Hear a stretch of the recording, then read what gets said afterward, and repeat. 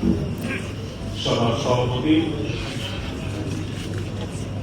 বাংলাদেশ জাতীয়তাবাদী দল ঐতিহ্যবাদী রংপুর মহানগর বিএনপির সংগ্রামী আহ্বায়ক মোহাম্মদ শামসুজ্জামান শামু, উপস্থিত রয়েছে প্রধান প্রশিক্ষক আমাদের সকলের প্রিয় ব্যক্তিত্ব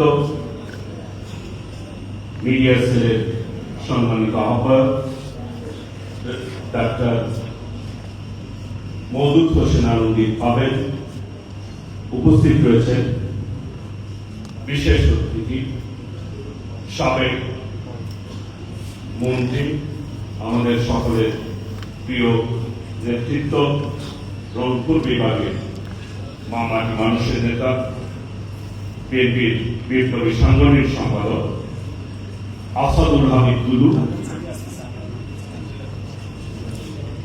সহ নেতৃবৃন্দ, জাতীয় নেতৃবৃন্দ এখানে উপস্থিত রয়েছে। সবাইকে আমি আমার ব্যক্তিগত পক্ষ থেকে বাংলাদেশ জাতীয়তাবাদী দলের পক্ষ থেকে জানাই সালাম এবং শুভেচ্ছা। আসসালামু আলাইকুম ওয়া রাহমাতুল্লাহ। প্রিয় ভাইরা, বক্তব্য শুরুতে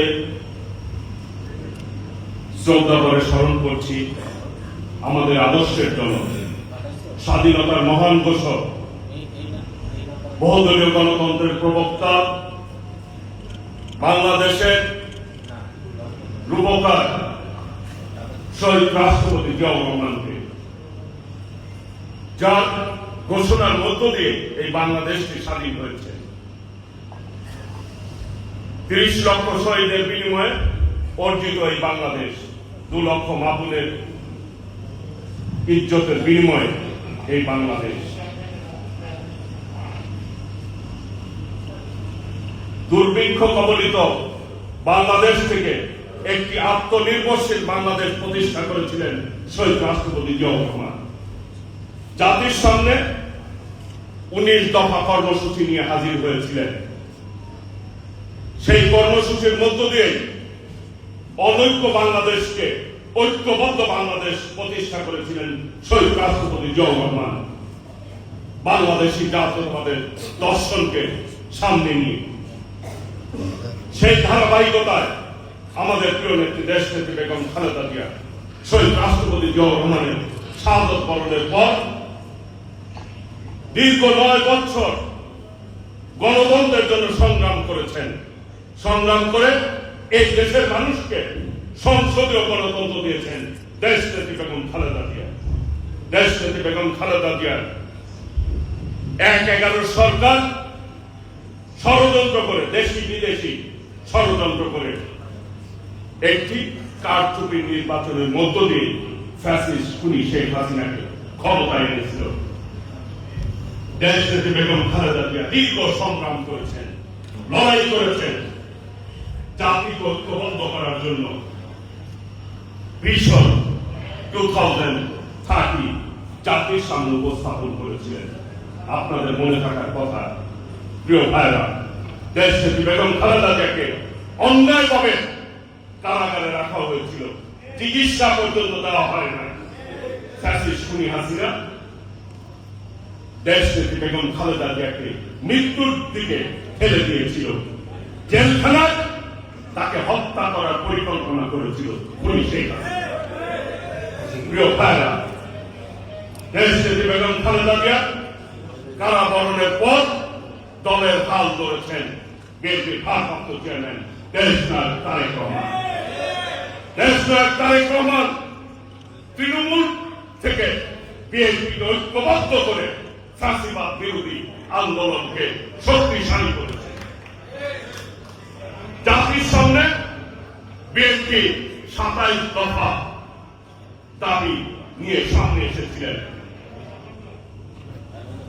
তারপর ফ্যাসিবাদ বিরোধী আন্দোলনে যারা সক্রিয় ছিল তাদেরকে ঐক্যবদ্ধ করে এই আজকের এই ৩১ দফা সকলের সাথে কথা বলে জাতির সামনে উপস্থাপন করেছেন আমাদের ভারপ্রাপ্ত চেয়ারম্যান দেশনায়ক তারেক রহমান। বাংলাদেশে এই ফাঁসিবাদ বিরোধী আন্দোলনের মূল নেতৃত্ব দিয়েছেন দেশনায়ক তারেক রহমান। বিএনপি 500 অধিক নেতা কর্মী জুলাই আন্দোলনে শহীদ হয়েছে। আজকে বিএনপির বিরুদ্ধে ষড়যন্ত্র করা হচ্ছে। প্রিয় ভাইরা, বাংলাদেশের বাস্তবতা, এই মুহূর্তে যদি বাংলাদেশে নির্বাচন হয় বিএনপি বিজয় অর্জন করবে। সেই জন্য বিএনপির বিরুদ্ধে ষড়যন্ত্র। যেই গাছের ফল ধরে সেই গাছে কিন্তু ঢিল মারে শহর, আর যেই গাছটি বড় থাকে ঝড়ের সময় কিন্তু বাতাস ওই গাছের মধ্যেই লাগে। আজকে বাংলাদেশের বাস্তবতায় রাজনীতিতে যে যেভাবেই ব্যাখ্যা করুন, বিএনপি একমাত্র দল আমরা বুকে হাত দিয়ে বলতে পারি বাংলাদেশের জনগণের বিপক্ষে বিএনপি কোন পদক্ষেপ নেয় না, কখনো যায় না। সেই জন্য আমাদের নেতা ভারপ্রাপ্ত চেয়ারম্যান দেশনায়ক তারেক রহমান সকল সময় বলে থাকেন, জনগণের সঙ্গে থাকুন, জনগণকে সাথে রাখুন। প্রিয় ভাইরা, বাংলাদেশের জনগণ কিন্তু বিএনপির সাথে রয়েছে এবং বিএনপিও সকল সময় জনগণের পক্ষে কাজ করেছে।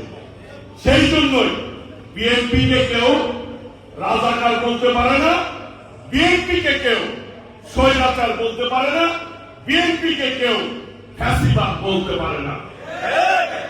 প্রিয় ভাইরা, সেই জন্য জনগণের দল হিসাবে এই দেশের জনগণের প্রতি আমাদের করণীয় রয়েছে।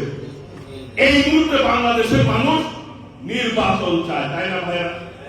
এইখানে মহানগর জেলার নেতৃবৃন্দ আছেন, আপনারা তৃণমূল পর্যায়ে আপনারাই ভালো বলতে পারবেন তৃণমূল পর্যায়ে জনগণের চাহিদা কি। 14 সালে মানুষ ভোট দিতে পারে নাই, 18 সালে মানুষ ভোট দিতে পারে নাই, 24 সালে মানুষ ভোট দিতে পারে নাই।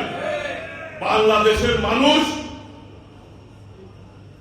3,60,00,000 নতুন ভোটার, যারা ভোটার হওয়ার সত্ত্বেও ভোটে অংশগ্রহণ করতে পারে নাই, ভোট দিতে পারে নাই, তার পছন্দ মতো সরকার গঠন করার পিছনে ভূমিকা পালন করতে পারে নাই তরুণ সমাজ, তারা ভোট দিতে চায়, তাই না ভাইরা? ভোট দিতে চায় না, তারা ভোট দিতে চায়।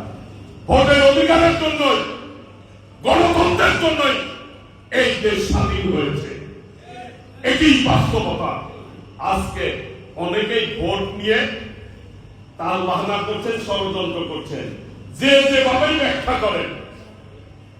বলতে চাই, বাংলাদেশের মানুষ তার অধিকার আদায় করবে ইনশাআল্লাহ, এবং বাংলাদেশের জনগণই ঠিক করবে আগামী দিনে দেশ পরিচালনার দায়িত্ব বাংলাদেশের জনগণ কাকে দিবে। তাদের যারা ব্যত্যয় ঘটাতে চান, উনি শেখ হাসিনাও ব্যত্যয় ঘটাতে চেয়েছিল, একই সুরে কথা বলেছে যে উন্নয়ন আগে, গণতন্ত্র পরে, নির্বাচন দিতে চান নাই। এ দাবিন্য যারা কথা বলেন সংস্কার আগে তারপরে নাকি নির্বাচন, সংস্কার একটি ধারাবাহিক প্রক্রিয়া। জাতির সামনে বিএনপি 31 দফা দিয়েছে, কই আপনারা তো জাতির সামনে সংস্কার কোন প্রস্তাব দেন না। কাজে নির্বাচনের বাস্তবতায় স্বাভাবিক নিয়মের যারা ব্যত্যয় ঘটিয়েছেন, জনগণের অধিকার যারা হরণ করেছেন, এই দেশের মালিক এই দেশের জনগণ। জনগণের ক্ষমতা জনগণকে দিতে হবে। জনগণ তার ক্ষমতা, অধিকার সকল সময় আদায় করেছে, ভবিষ্যতেও আদায় করবে। বিএনপি জনগণের সাথে থেকে সেই আদায়ের পিছনে থেকে দাবি অর্জন করবে ইনশাআল্লাহ। জনগণকে কখনোই পরাজিত করা যায় না, যাবে না। স্বৈরাচার বিদায় নিয়েছে, নির্যাতন করেছে, কিন্তু টিকে থাকতে পারে নাই। আগামী দিনে ইনশাআল্লাহ আমরা ঐক্যবদ্ধভাবে এই দেশের জনগণ যা চায় বিএনপি তাই চায়। কাজেই যারা যেভাবে চিন্তা করেন আগামী নির্বাচন দিতে হবে, এর কোনো ব্যত্যয় ঘটানো যাবে না। আগামী বাংলাদেশ হবে গণতন্ত্রের বাংলাদেশ, দেশ নায়ক তারেক রহমানের নেতৃত্বে বাংলাদেশ ইনশাআল্লাহ। সেই প্রত্যাশাতে সকলকে ধন্যবাদ জানিয়ে আমি আমার বক্তব্য শেষ করছি এবং আজকের এই কর্মশালা শুভ উদ্বোধন ঘোষণা করছি। সকলকে ধন্যবাদ। বাংলাদেশ জিন্দাবাদ। শহীদ রাষ্ট্রপতি জিয়াউর রহমান অমর, দেশ নেত্রী বেগম খালেদা জিয়া নির্বাচিত বিএনপির ভারপ্রাপ্ত চেয়ারম্যান, দেশ নায়ক তারেক রহমান জিন্দাবাদ। সকলকে ধন্যবাদ। আসসালামু আলাইকুম ওয়া রাহমাতুল্লাহ।